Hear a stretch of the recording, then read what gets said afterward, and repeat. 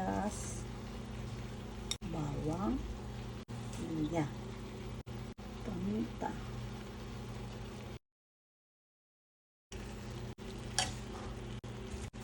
Ganito natin ang takip. Tingnan po natin. 2 tablespoon na bagoong.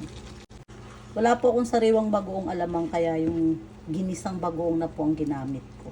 Yung isang latang gata. Hayaan ko lang po ito na matuyo. Hindi ko na po tatakpan. Haluin po paminsan-minsan.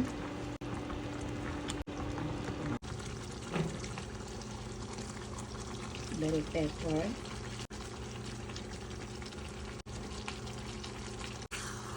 Kayo na po bahala kung gusto niyo ng manghang. Hiwain niyo na lang po ang siling labuyo.